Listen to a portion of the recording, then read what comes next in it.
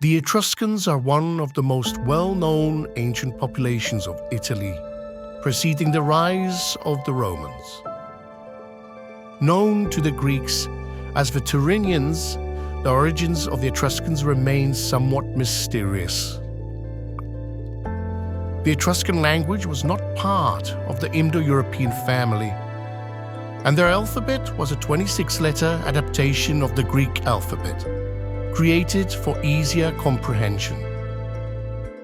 However, it is impossible to claim we truly understand Etruscans, as there are no comparable languages available for study. Consequently, the Etruscan language and its origins remain enigmatic. But who were the Etruscans really? Did their civilization end with the advent of Rome? Or did Rome itself emerge as a continuation of the Etruscan culture? Some theories suggest that the Etruscans came from Asia Minor. According to legend, they were led by Tyrrhenus and sailed to Italy from Asia Minor. Other scholars believe the Etruscans were indigenous to the Italian peninsula, descendants of the Villanovans, who are recognized as the first representatives of the Iron Age in Italy. Still others think the Etruscans originated from the distant north. Modern archaeological and historical research places the origin of the Etruscans between the 8th and 7th centuries BC. During this period, the internal structure of a society and local economies likely evolved, influenced by Greek colonies in southern Italy. The Etruscan civilization seems to have developed autonomously in what are now Tuscany, Umbria, and northern Lazio, an area historically known as Etruria. Over the years, the Etruscans competed for dominance of the seas with the Greeks and Carthaginians. However, they never unified into a single state, remaining instead a collection of independent city-states. The only significant form of Etruscan unity was a League of the 12 Cities, primarily for religious purposes. The Etruscan society was notably aristocratic, with city governance in the hands of a small group of landowners and wealthy merchants. Their expansion faced a setback in 530 BC, after a naval battle with the Phoenicians, which were Greek refugees from Phocaea, who had settled in Corsica and Sardinia. Even an alliance with the Carthaginians couldn't help against the skilled seafaring Phoenicians. Their expansion into southern Italy was also halted in 474 BC, when they were defeated by the Greeks of Syracuse at Cumae. Etruscan religion bore a strong resemblance to Greek mythology.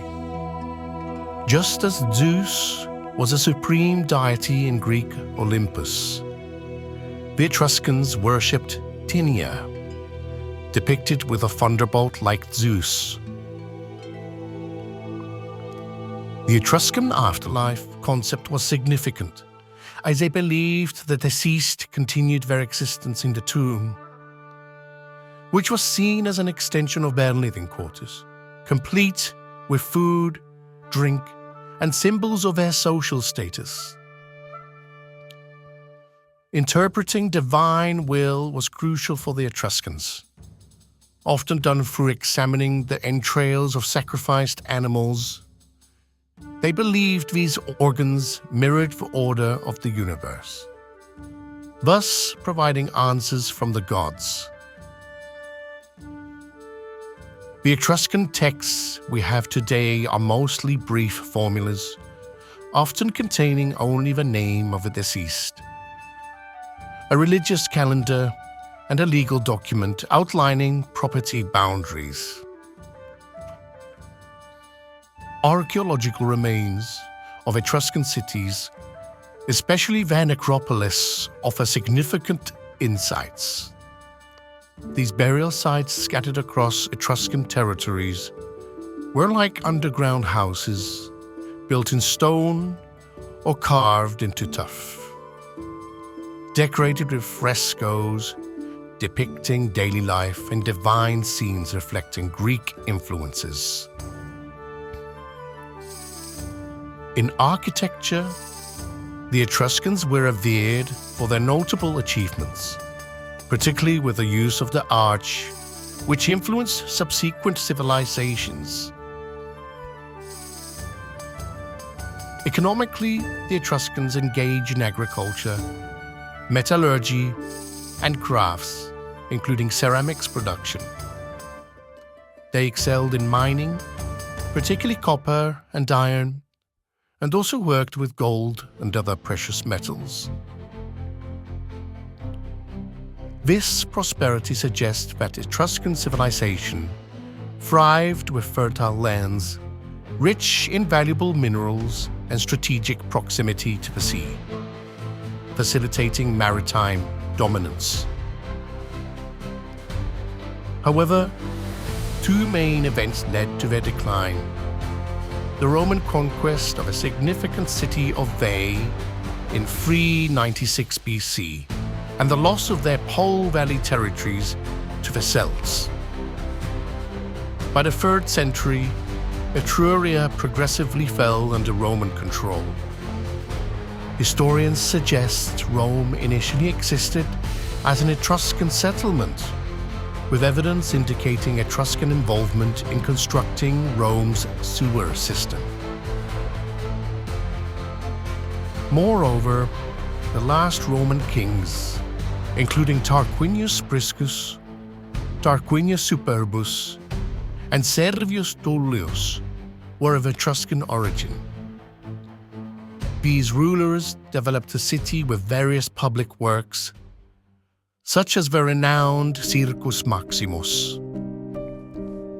This implies that Etruscan civilization had already influenced Roman culture during its formative years, at least to some extent.